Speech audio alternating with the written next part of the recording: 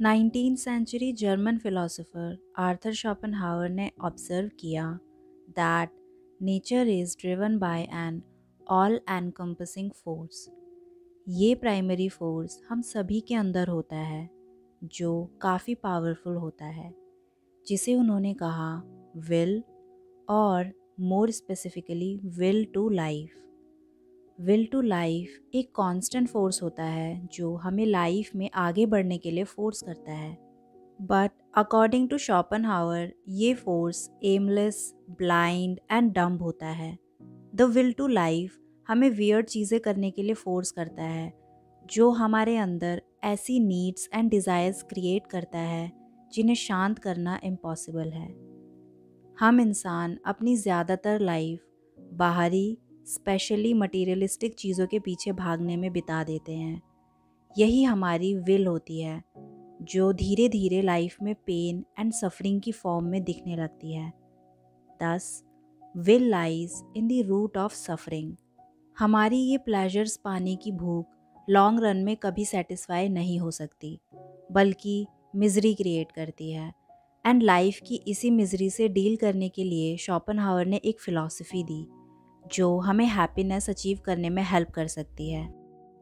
Arthur Schopenhauer ने life में enough suffering and pen देखा था, जिस पर उन्होंने काफ़ी बुक्स लिखी।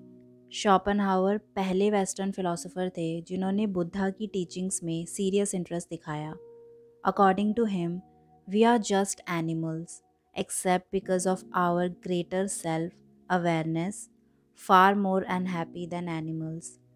शोपेनहावर की डेथ के बाद एक अनफिनिश्ड मैन्युस्क्रिप्ट मिली थी titled the art of being happy, जिसमें 50 रूल्स हैं जो हमें बताते हैं how we can reduce the pain of life. Arthur Schopenhauer दुनिया को देखने के अपने पैसिमिस्टिक नज़रिए के लिए एक अनहैप्पी फिलोसोफर माने जाते हैं, जो उनकी राइटिंग्स में क्लियरली देखने को मिलता है।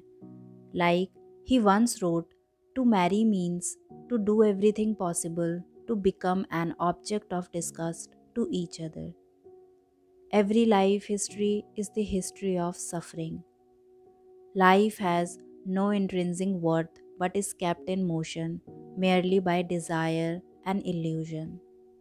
शोपेनहावर की राइटिंग्स में क्लियरली दिखता है उन्होंने एग्जिस्टेंस के बारे में कोई शुगर कोटिंग नहीं की, बल्कि ऐसी इमेज क्रिएट करने की कोशिश की जो रियलिटी को रिजेंबल कर सके, फिर चाहे वो रियलिटी कितनी ही पेनफुल, हार्श एंड अगली क्यों ना हो।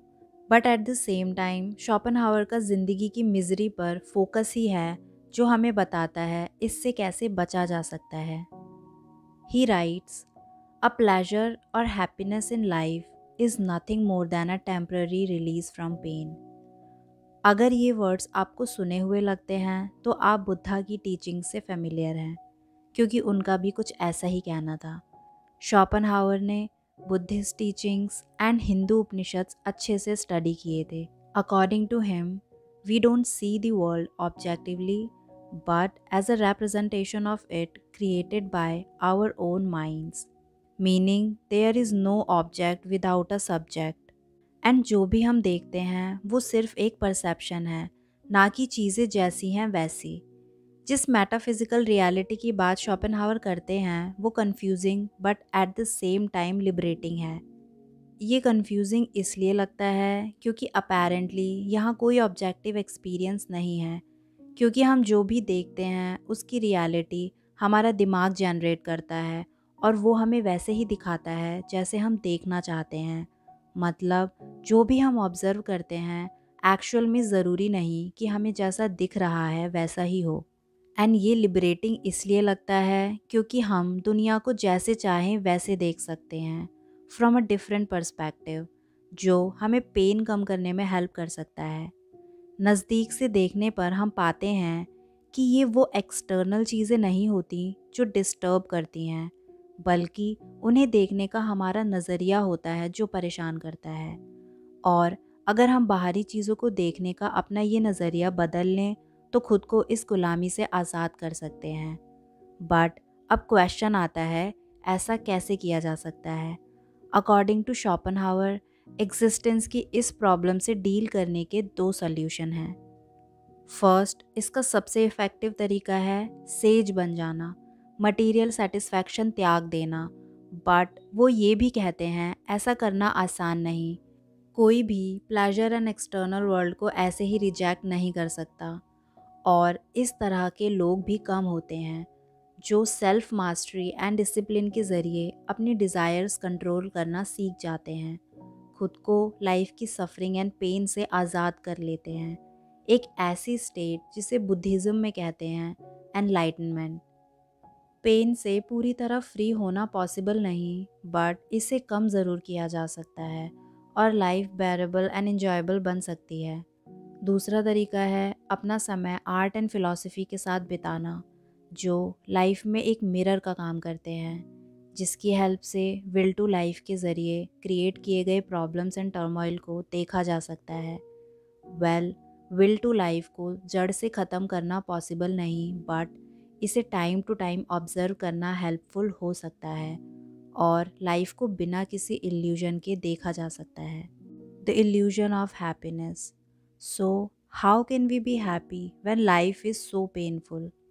Schopenhauer's views on happiness lies in eudaimonia, जिसका मतलब है हैप्पीनेस या human flourishing, prosperity, living in accordance with nature.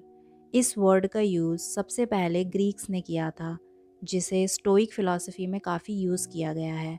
Schopenhauer के लिए यूडाइमोनिया का मीनिंग थोड़ा अलग था। उनके according a happy life is a life that's more enjoyable than death. हमें ये सोच पूरी तरह से छोड़ देनी चाहिए कि हम किसी भी टाइप की हैप्पीनेस या प्लेजर के हकदार हैं, बल्कि अपना फोकस पेन कम कैसे किया जा सकता है इस पर करना चाहिए। श्योर, ये एटीट्यूड सुनने में थोड़ा अजीब लगता है, but it's a realistic and fairly easy way to deal with this terrible tragedy called life. वो आगे कहते हैं, छोटे बच्चे ये बिलीव करते हैं कि ये दुनिया एन्जॉयमेंट के लिए है, which is hardly the case. It's a false belief जो आज भी यंगर जनरेशन के बीच मौजूद है। पहले उनका ये believe fairy tales and poems and novels से बना था, आज मूवीज़ देखकर बनता है। बट ये हैप्पीनेस जो मूवीज़ में दिखाई जाती है सिर्फ एक मिथ है। Quit chasing the illusion and focus on minimising the pain of life. That's what beautiful about getting older. क्योंकि बूढ़ा होने पर एक इंसान वाइज होता चला जाता है। अब वो उस हैप्पीनेस के पीछे नहीं भागता जिसने उसे यंगर डेज में मिजरेबल बनाया था, बल्कि अब वो सफरिंग एंड पेन मिनिमाइज करने में ज़्यादा फोकस्ड होता है। Schopenhauer argues that it's better to live a life without too much suffering than with the biggest joys. ये कोई सीक्रेट नहीं कि जिन सेलिब्रिटीज़ की लाइफ हम एडमायर करते हैं, एक्चुअल में वो काफ़ी परेशान, अनहैप्पी लोग होते हैं। मोस्ट एक्सपेंसिव फूड खाने, ह्यूज विलाज में रहने एंड मिलियंस फैंस होने के बावजूद वो पेन एंड सफरिंग फील करते हैं, जिस वजह से एक पॉइंट के बाद ड्रग एडिक्शन या डिप्रेशन में चले जाते हैं, इवन सुसाइड तक कर लेते हैं। अनफॉर्चुनेटली हमारा कल्चर ऐसे लग्जरियस लाइफस्टाइल को ना सिर्फ आइडियल मानता है, बल्कि अगर एक इंसान के पास ये प्लेजर्स एक स्टेटस सिंबल ना हो तो उसे फेलियर माना जाता है। And this idea of having failed can make us miserable as well. Still हम ऐसी लाइफ के पीछे भागते रहते हैं। अकॉर्डिंग टू शोपेनहावर, एक वाइज इंसान ऐसे एग्जिस्टेंस को परस्यू नहीं करता, ना ही इसके बारे में सोचता है, बल्कि वो लाइफ में अननेसेसरी सफरिंग अवॉइड करने पर ज़्यादा ध्यान देता है। उनके लिए प्लेजर एक इल्यूजन की तरह है। पेन काफ़ी अलग अलग चीज़ों से क्रिएट होता है। ये चीज़ें या तो इस पर डिपेंड करती हैं कि हम खुद को कैसे देखते हैं या फिर दुनिया को कैसे देखते हैं। फॉर एग्ज़ाम्पल, जब हम अपनी क्वालिटीज़ से अनजान होते हैं तब सफ़र होने के ज़्यादा चांसेस होते हैं। That's why he stated, we should know ourselves inside out in order to determine what our strengths and weaknesses are। अगर हम उन एबिलिटीज़ को डेवलप एंड यूज़ करने में ध्यान दें जिनमें हम नेचुरली परफेक्ट हैं, तब पेन एंड सफरिंग फील करने के चांसेस कम हो जाते हैं। दूसरी चीज़ जो वो कहते हैं, it's not about what we have but we are. Health and cheerfulness fame and wealth से ज़्यादा इम्पॉर्टेंट होती है। He concluded, the healthy bum is happier than a sick king, so it's wise to choose health over anything else. Schopenhauer people, staff and status में ज़्यादा interested नहीं थे। उनके लिए ये सब मायने नहीं रखता था।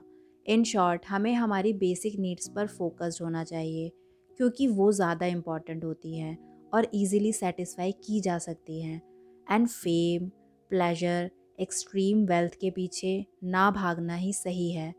हो सके तो उसे अवॉइड ही करना चाहिए, क्योंकि इस नीड को सेटिस्फाई करना इम्पॉसिबल होता है। इन्हें अचीव करना डिफ़िकल्ट होता है, और अगर अचीव कर भी लिया तो खोना काफ़ी आसान होता है, जो इवेंचुअली लाइफ में और ज़्यादा मिजरी क्रिएट करता है। हम कह सकते हैं शोपेनहावर हमें एक गोल्डन मिडल पाथ बताते हैं, जो है इल्यूजरी हैप्पीनेस के पीछे ना भागना, बट साथ ही साथ सेल्फ डिनायल भी ना करना, एंड ऐसे प्लेजर्स को बिल्कुल अवॉइड करना जिन्हें पाने के लिए इंसान को पहले सफ़र होना पड़े, और जब ये प्लेजर्स खो जाएं तो उनकी एब्सेंस पेन क्रिएट करे। एंड ऑल्सो हमें मेंटल एंड फिज़िकल हेल्थ को फर्स्ट प्रायोरिटी बनाना चाहिए, क्योंकि जब हम अंदर से अच्छा फील करते हैं, तब नो मैटर वॉट बाहर से दुनिया कितनी ही बेरंग क्यों ना लगे, उसे सहना आसान हो जाता है। आप आर्थर शोपेनहावर की फ़िलॉसफ़ी के बारे में क्या सोचते हैं? अपने व्यूज़ हमें कमेंट सेक्शन में बता सकते हैं। Thank you so much for watching.